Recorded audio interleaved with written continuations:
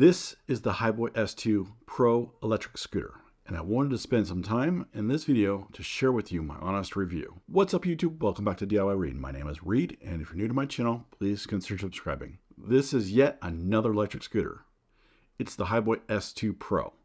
Now, I've reviewed the Hiboy S2 a few months ago. I'll leave a link up here. I can't remember which one. Leave a link up there if you want to check it out. This is the S2's brother, the S2 Pro. There are a few different things I'm going to cover in this video: the price, features, and an overview of the scooter, the mobile app, and my final thoughts. So the price, that's always a hot topic when deciding on what you're going to purchase. The retail price on this is $650. Don't you worry. That I've not seen it actually for that price. If you want to pay for that, that's fine. But at this point in time, it's $399. I'll leave a link in the description below if you're willing to check it out. I have not seen it above $450. Let's just say that. Again, I'll leave a link below in the description if you're interested in checking it out further. This scooter came in a fairly large box, pretty much fully assembled. The only assembly required was to attach the handlebars to the steering neck by sliding it in and tightening a couple Allen key bolts, 2 on each side. They do provide you an assortment of Allen keys for adjustments and assembly.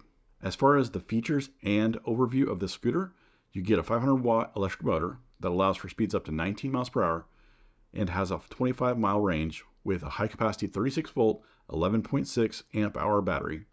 It also rolls on these 10-inch honeycomb airless tires. This is so you don't have to worry about flat tires. It has a dual braking system, a disc brake on the rear, which is operated by the normal handbrake lever, and an 𝐜𝐨𝐬𝐬 regenerative anti-lock brake used by the thumb lever on the left handlebar.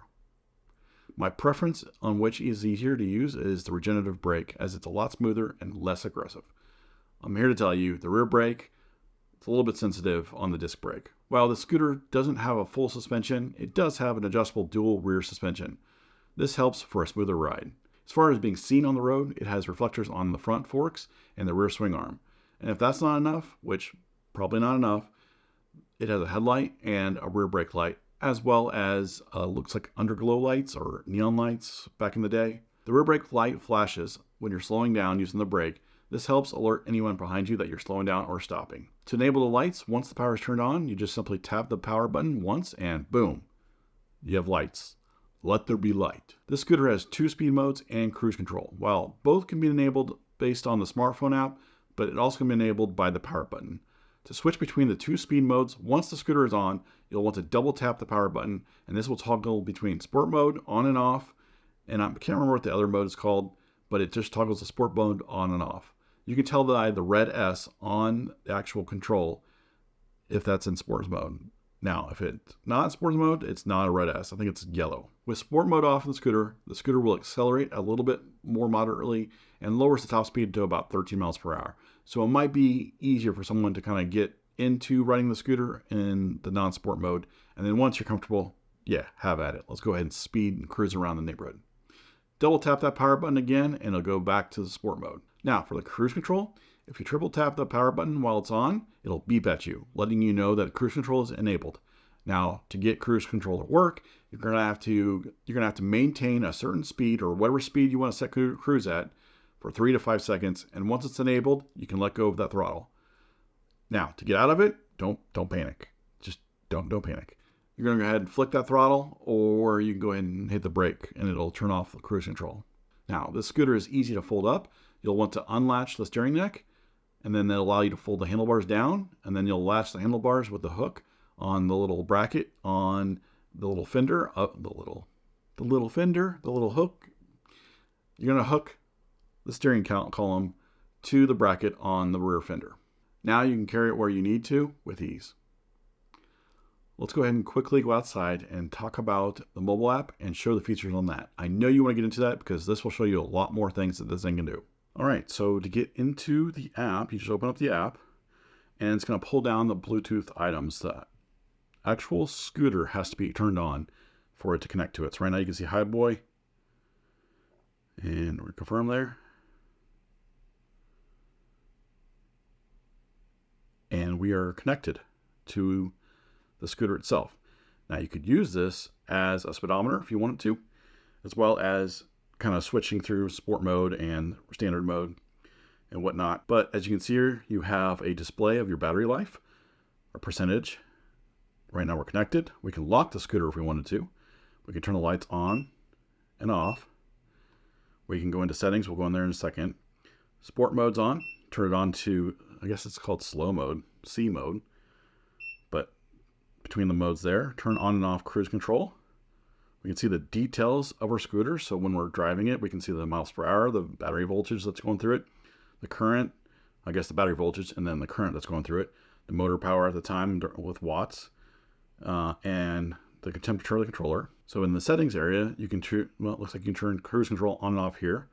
You can change the speed mode. You can set the minimum speed required for cruise control. You can set the maximum speed limit, turn lights on and off, change the units of miles to kilometers you want. You can change the startup method from kickstart to zero start, meaning you don't have to like pedal once or twice. I recommend save battery life, just kickstart it. Change language, change the password of it, go to advanced settings, and this brings you to factory data reset if you want to, firmware upgrade, and feedback.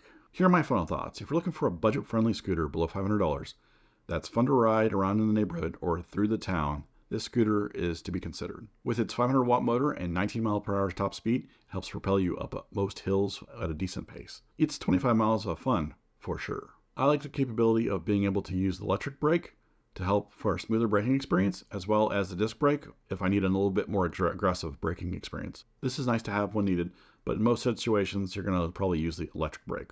There's one thing I personally don't like about the Hiboys is the steering neck. It's not adjustable in height, and it's angled towards the rider a little bit, so I'm not saying it's uncomfortable, but it's more at a little bit of an angle versus straight up and down. You might have a different preference. Yeah, it's up to you. Try it. Make sure you like it. It's not much different than most other scooters. I'm just telling you that there's no adjustable height on it. The ride quality of the scooter isn't bad considering there's no front suspension, and it also has airless tires.